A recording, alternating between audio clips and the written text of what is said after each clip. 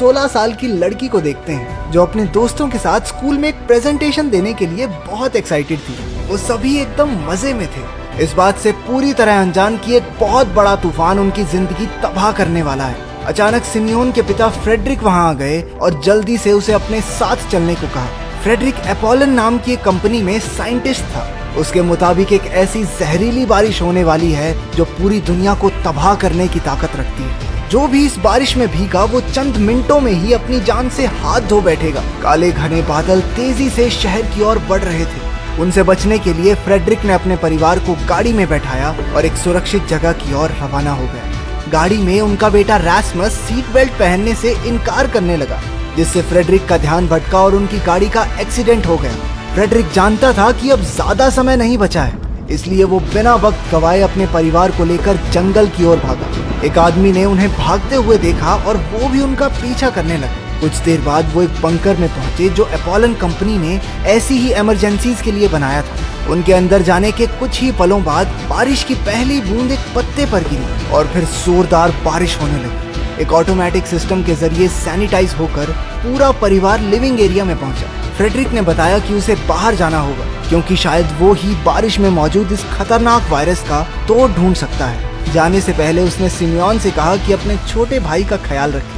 Simeon कुछ समझ नहीं पा रही थी, लेकिन अब समझने समझाने का वक्त भी नहीं था।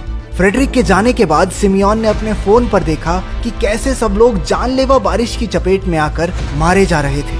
चारों तरफ इस तेजी से फैलने वाले वायरस का खौफ था। अचानक उन्हें बंकर के दरवाजे पर जोर जोर से खटखटाने की आवाज सुनाई दी। उनकी माँ जानती थी कि फ्रेडरिक तो खुद से अंदर आ सकता है, इसलिए उसने बच्चों से कहा कि आवाज पर ध्यान न दें, लेकिन उन दोनों से रहा नहीं गया और इससे पहले कि उनकी माँ उन्हें रोक पाती, उन्होंने जल्दी से जाकर दरवाजा खोल दिया।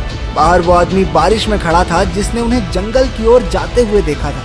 वो वायरस की वजह से बुरी तरह छटपटा रहा था और उसने रैस्मस को भी बाहर खींचने की कोशिश की। उनकी माँ उसे बचाने के लिए कूद पड़ी और बच्चों को जल्दी से दरवाजा बंद करने को कहा। वो अपनी माँ को अकेला नहीं छोड़ना चाहते थे, लेकिन मजबूरन उन्हें दरवाजा बंद करना पड़ा। उनकी माँ बाहर तड़प तड़प कर मर गई और दोनों भाई बहन अंदर रोते रहे। सिमियोन ने अपने भाई का ध्यान रखते हुए उसे खुश रखने की पूरी कोशिश की, हालांकि वो खुद ही अंदर से टूटी हुई थी। रात को वो दोनों सो गए, लेकिन एक आवाज से सिमियोन की नींद खुली।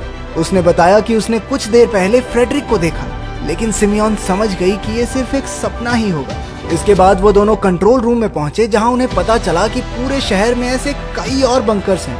सिमियोन ने उन्हें कांटेक्ट करने की कोशिश की, लेकिन किसी का सिग्नल नहीं मिला। वो दोनों बिल्कुल अकेले हो गए। सिमियोन ने रैस्मस को विश्वास दिलाया कि उनके पिता जल्द ही दुनिया को बचाकर वापस आ जाएंगे। एक दूसरे का ख्याल रखते रखते कब दिन से महीने और महीनों से साल बीत गए पता ही नहीं चला। 6 साल उसी बंकर में बिताने के बाद रैस्मस 17 साल का नौजवान हो चुका था। अब वो दिन ब दिन बेसब्र होता जा रहा था।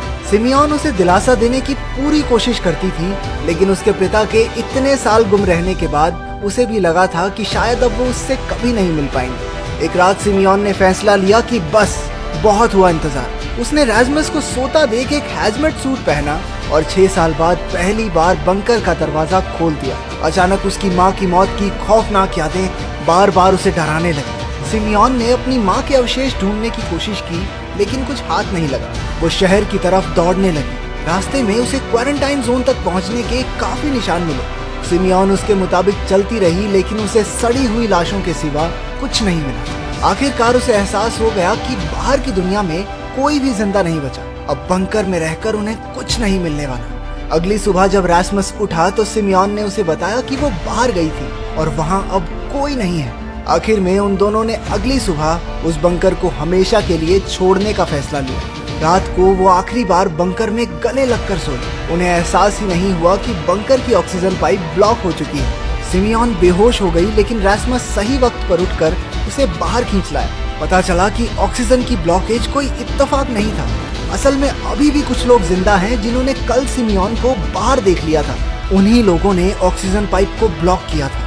उन्होंने उन दोनों को बंदूक की नोक पर बंदी बनाकर एक कमरे में बंद कर दिया। ग्रुप के लीडर मार्टिन ने बताया कि वो बस यहाँ खाने की तलाश में आए हैं, लेकिन रैस्मस और सिमियोन लगभग सारा खाना पहले ही खा चुके थे। क्योंकि उनके ग्रुप के लिए कुछ नहीं बचा था, तो वो बंकर से जाने लगे। लेकिन इसका मतलब ये होगा कि रैस्मस और सिमियोन अपनी मौत तक वहीं कैद रहेंगे।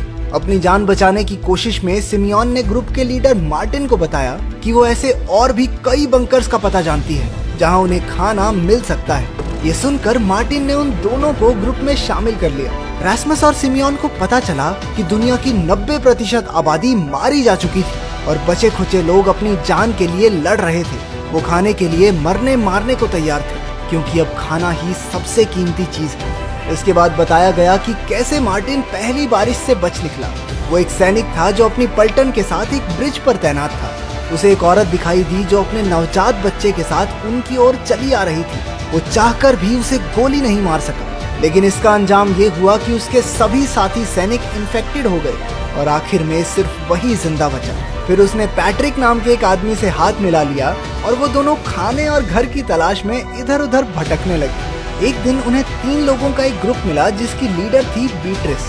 वो खाने की तलाश में उनकी गैंग से जुड़ गए। वर्तमान समय में पूरी गैंग दूसरे बंकर के रास्ते पर निकल चुकी थी।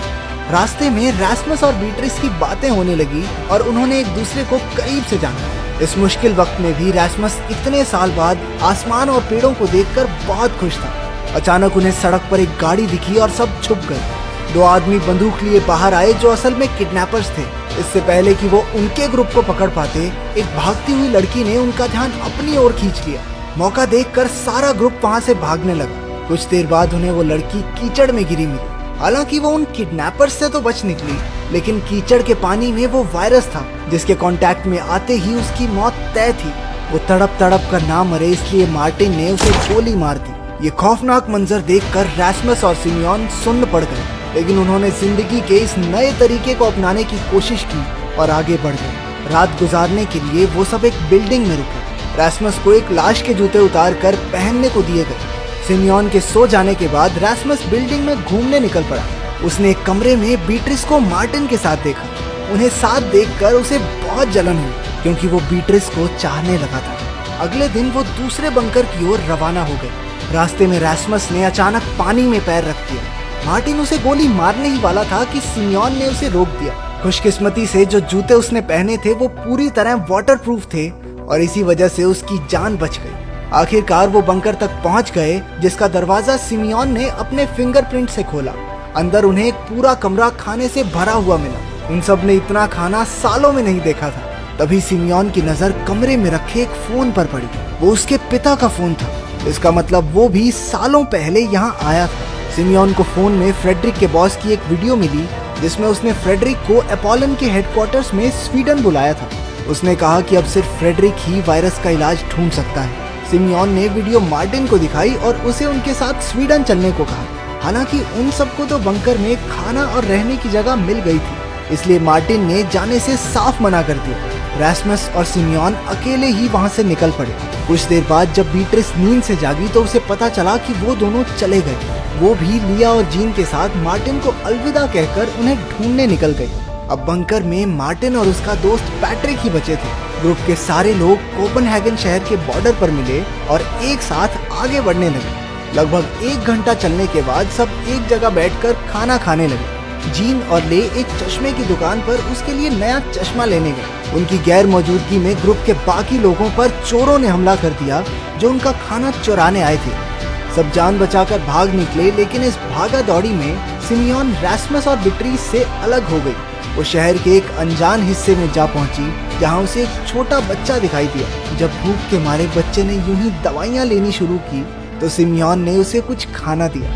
तभी उस बच्चे का बाप वहां आ गया जिसे लगा कि सिमियोन एक किडनैपर है। उसने उन्हें विश्वास दिलाया कि वो बुरे इंसान नहीं है और बाद के लिए थोड़ा और खाना भी दिया। जब बारिश रुकने पर वो बाप बेटा बाहर निकले तो कुछ लोगों ने उन पर भी हमला कर दिया।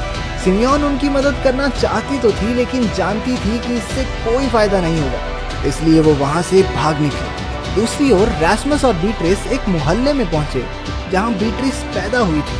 वो पहली बारिश के बाद यहाँ कभी नहीं आई थी और अपने माँ बाप की सड़ी हुई लाशें देखकर उसकी रूह कांप गई। रास्मस ने इस दुख की घड़ी में उसका साथ दिया और बात को बदलकर उसका मन बहलाया। जब बारिश थम गई तो वो सब उसी जगह पहुंचे जहां सारा ग्रुप बिछड़ गया था। सिमियोन भी वहां मौजूद थी और एक बार फिर से सब